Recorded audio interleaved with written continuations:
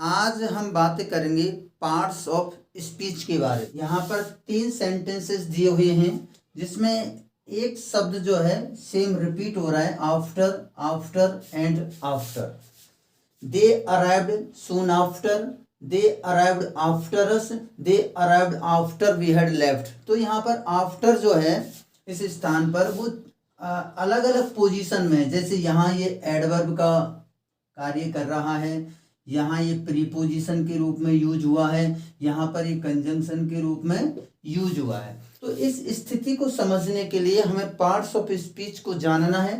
Parts of speech में जैसे दिया है, words are divided into different kinds में डिवाइडेड होते हैं, which are called parts of speech, जिनको हम कहते हैं parts of speech. Parts of speech की जो संख्या है, the parts of speech are 8 in numbers, तो इनकी संख्या 8 होती है टोटल।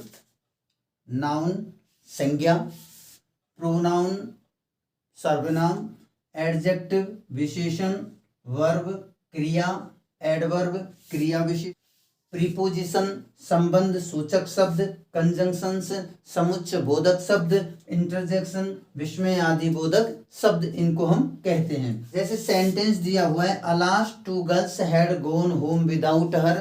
तो अलास यहाँ इंटरजेक्शन है, 2 यहाँ पर डिटर्मिनर है, गर्ल्स यहाँ पर नाउन है, ये हैड हेल्पिंग वर्ब है, गॉन वर्ब है, ये आपका एडवर्ब है, एंड विदाउट प्रीपोजिशन है, और ये आपका प्रोनाउन है।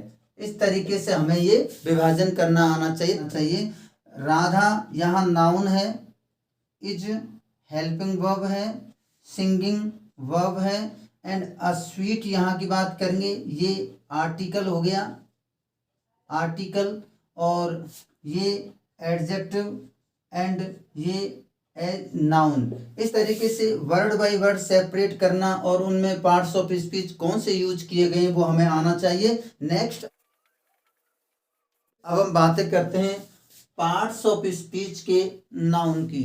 पार्ट्स ऑफ स्पीच के अंदर noun, noun is the name of a person, place and thing. कि कोई भी नाम हो उसे हम नाउन के नाम से जानते हैं। A noun is used as subject and object and a complement. यहाँ कहने का भाव है कि सेंटेंस में एक नाउन के जो फंक्शंस होते हैं वो या तो सब्जेक्ट के रूप में होंगे, या ऑब्जेक्ट के रूप में होंगे, या कॉम्प्लीमेंट के रूप में होंगे। जैसे एग्जाम्पल के तौर पर द ट्रेन हैज अराइव्ड, तो यहाँ पर ट्रेन एक नाउन है यहाँ पर, और एक सब्जेक्ट का कार्य कर रही है, तो ये नाउन सब्जेक्ट के रूप में यूज लिया गया है। अब देखिए, आई सॉ मोहन देयर, तो ये एक नाउन है लेकिन यहाँ एक ऑब्जेक्ट का कार्य कर रहा है।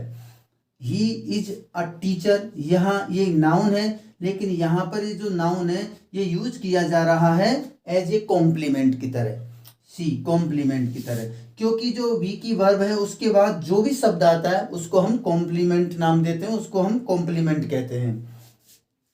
काइंड्स ऑफ नाउन, नाउन के जो प्रकार हैं वो हैं, all the nouns are divided in 2 categories. सभी नाउन्स जितने भी 5 प्रकार के जो 5 काइंड्स ऑफ नाउन्स हैं उनको 2 कैटेगरीज में विभाजित किया गया है, countable noun and uncountable noun.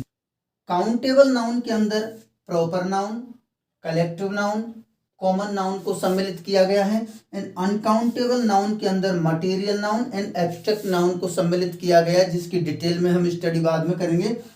देखिए नोट है, uncountable nouns are called non count and mass noun के नाम से जाने जाते हैं।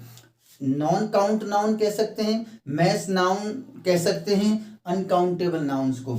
Uncountable nouns are always singular, ये जब भी हम इनको काम में लेंगे सिंगुलर होते हैं, and are not used with a and an. Article a और एन के साथ इनका हम प्रयोग नहीं करते हैं।